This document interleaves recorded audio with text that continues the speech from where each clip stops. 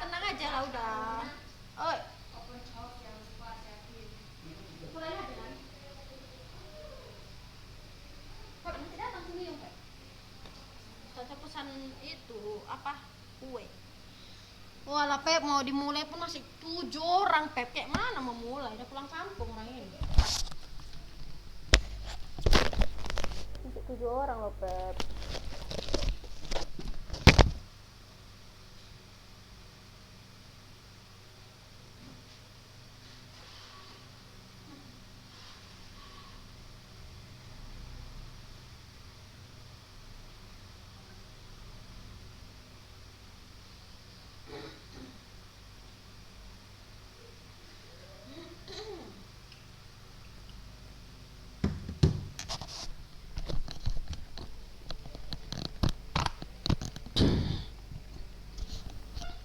Oke, kita mulai ya. Belum. Belum di belum di-unmute kan dulu. Tunggulah dulu ah. Tahap apa? Aduh. Eh,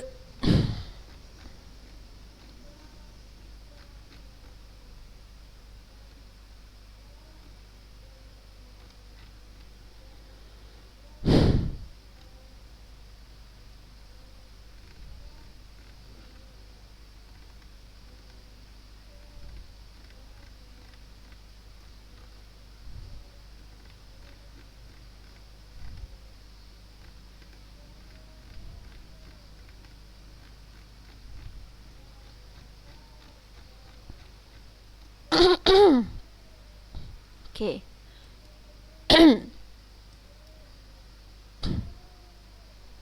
Lah, udah di-record, baby. Cuman belum diapakan zoomnya tadi gitu. Oke, kita mulai ya anak-anak ustazah. Bismillah, assalamualaikum warahmatullahi wabarakatuh.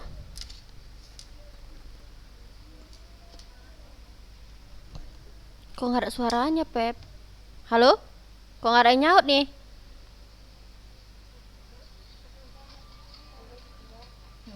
Nggak dengar. Kesini nggak dengar. Cak ngomong nak. Halo bilang gitu.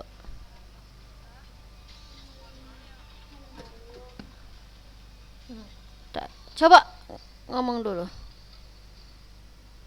Coba Mulan. Coba ustazah gitu. Ada lu dengar suara anak-anak ini. Berarti salah itu masang ininya. Tes. Dengar nggak ustazah ngomong nih? Udah. Ngapain pula anti pasang ini? Itu semalam kami yang itulah. Oke, anak-anak ustazah. Apa kabar anak-anak ustazah kelas 7A dan B? Ya, alhamdulillah ya. Baik, anak-anak ustazah sekalian. Jadi hari ini terakhir ya kita sekolah ya. Maksudnya besok kita sudah mulai libur menyambut hari lebaran sampai tanggal 24 kalau nggak salah ya. Lalu setelah tanggal 24 mungkin kita akan melaksanakan ujian praktek. Setelah itu baru kita melaksanakan ujian tulis. Nah, jadi pada materi surat pribadi dan surat dinas ini adalah salah satu materi yang ustazah akan masukkan ke ujian penilaian akhir tahun nanti ya. Jadi ini materi ini harap disimak betul-betul karena ini memang benar-benar masuk dalam ujian nanti ya anak-anak ustazah ya. Oke, jadi bisa kita mulai? Bisa ya. Oke, jadi hari ini kita akan membahas materi tentang menelaah struktur dan bahasa surat pribadi dan surat dinas ya. Pertama, menelaah struktur surat pribadi dan surat dinas. Nah, jadi yang pertama sekali kita akan menelaah struktur dari surat pribadi ya anak-anak ustazah ya. Kita baca dulu. Seperti yang telah kamu ketahui, surat pribadi adalah jenis tulisan yang berisi keperluan pribadi antara satu orang dengan orang yang lain. Surat pribadi memiliki beberapa bagian yaitu tanggal surat, pembuka, isi, penutup, dan nama pengirim surat beserta tanda tangan. pada bahasan ini, kamu tidak hanya mengidentifikasi surat pribadi dari bagian-bagian saja, tetapi juga dari segi bahasanya. Iya, jadi kita tidak hanya menelaah strukturnya saja, tetapi kita juga akan menelaah bahasa yang digunakan pada surat pribadi maupun surat dinas. Oke. Nah, coba perhatikan anak-anak ustazah, ya di sini sudah ada gambar, ya atau penunjuk struktur. Nah, ini namanya bagian-bagian surat ya, tapi bagian-bagian surat kita sebut struktur di sini ya. Kita sebut struktur. Paham ya? Jadi ini adalah surat apa? Pribadi atau dinas? Yang ini.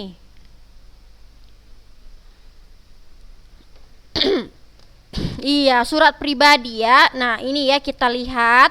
Nah, oke, coba dibaca dulu si Naila Trihapsari. Silahkan dulu dibuka kameranya semua ya. Naila Trihapsari, silahkan.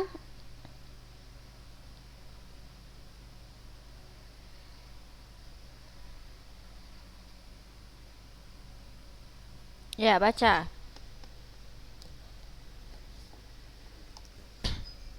Gak dengar, buka dulu itunya. Mic-nya belum dibuka. Walah. Nah, silahkan ya dibaca.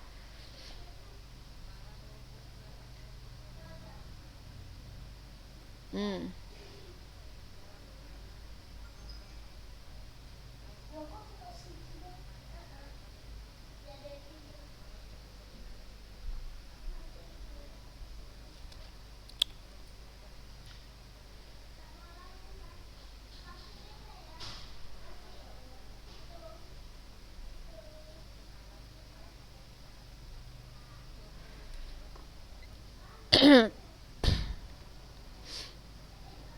Sahabatmu Giati. Oke, sekarang saya tanya, siapa yang mengirim surat tersebut? Giati. Untuk siapa surat tersebut? Ayem. Ayem apa Aim? Aim ya, Aim. Baim mungkin. Itu apa nama mengkeknya Aim ya kan? Oke, anak-anak ustazah, jadi perhatikan di sini sudah ada strukturnya dan penunjuk strukturnya ya. Pertama ada Malang 29 November 2015. Nih. Itu termasuk struktur atau bagian alamat dan tanggal surat. Ya. Jadi, nanti akan ada masuk ujian tentang penulisan tanggal surat. Perhatikan penulisan tanggal surat. Ustazah tanya sama kalian, bolehkah tanggal surat disingkat misalnya 29 Nov 2015? Boleh? Ustazah tanya dulu. Boleh tidak? Jadi bisa jawab nanti ujian. Kok kalian bisa jawab bisa 100 kalian nanti itu di ujian itu. Boleh nggak nak? Disingkat? Boleh? Hah? Oh, boleh, mana boleh disingkat. Walaupun dia surat pribadi, dia harus sesuai baku juga. Jadi tidak boleh disingkat. Contoh Malang, 29 Nov 2015 atau 29 Ok 2015. Tidak boleh disingkat. Paham? Atau misal ya, Malang 29 11 15. Boleh enggak gitu? Boleh enggak? Tidak, harus lengkap ya anak ustazah. Nanti kalau di ujian ini udah clue-nya kali ustazah kasih nih, nak, soalnya nih, ya, kisi-kisinya ini. Ini kisi-kisi juga ini ustazah kasih. Kalau kalian simak bisa kalian jawabnya. Jadi tidak boleh disingkat, harus Malang 29 November 2015. Ada lagi orang buatnya seperti ini. 2015-nya dibuatnya yang akhirnya aja ya kan. Ada gitu kan? Misalnya 2020 gitu. Tidak boleh. Terkhusus surat tidak boleh, nak. Tapi kalau kalian mau misalnya mau WA teman kalian ya, itu terserah ya. Itu terserah. Misalnya kawannya udah memahami bahasa seperti itu. Tapi kalau membuat surat itu udah termasuk formal ya. Formal, tahu ya, resmi ya. Oke, setelah ada alamat dan tanggal surat, masuklah dia. Boleh salam kangen, salam cinta, salam rindu, terserah kalian lah salam apa. Asal jangan salam apa? Salam THR ada? Ada nggak buat surat? Hah? Nanti kalian buat pula jawabannya itu ya. Jadi enggak ya. Jadi kita buat salam dulu, salam kangen, salam rindu ya kan. Ini termasuk struktur apa namanya? Bagian apa? Kalau salam kangen, salam rindu. Bagian apa? Salam pembuka. Bagus. Ini adalah termasuk salam pembuka. Lalu menanyakan kabar, apa kabar Aim ya.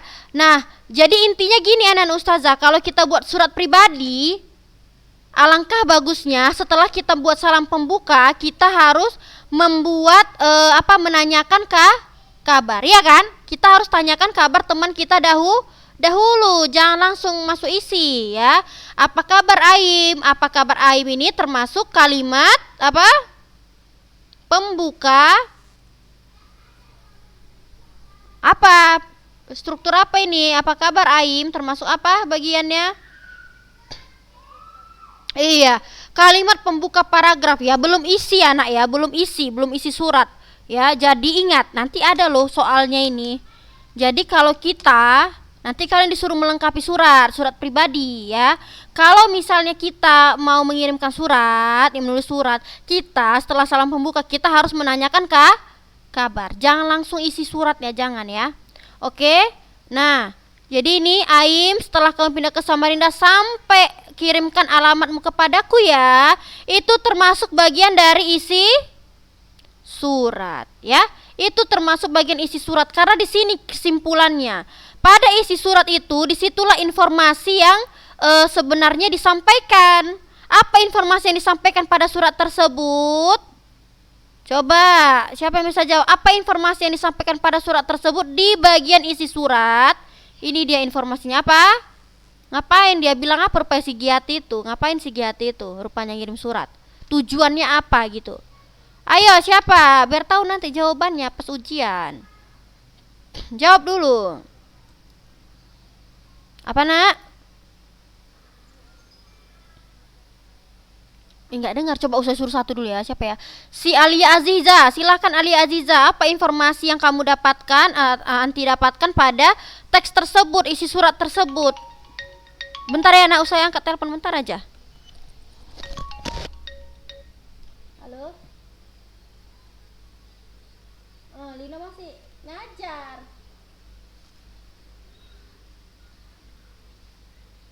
Oh, tempat siapa? Bang Alam. Gitu. Iya Lino lagi ngajar ini. Iya bang, ya makasih ya bang. Salam. Oke, coba Alia, menurut Alia apa informasi yang terdapat pada isi surat tersebut? Informasi itu terletak pada isi surat, nggak usah kalian cari jauh-jauh ya. Coba apa?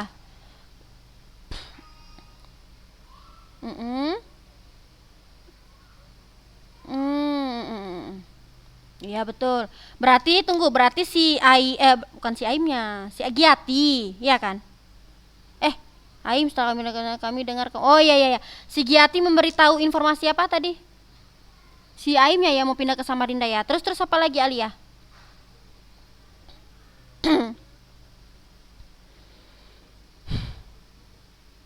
Iya, mau mengunjungi si Aim. Benar nggak?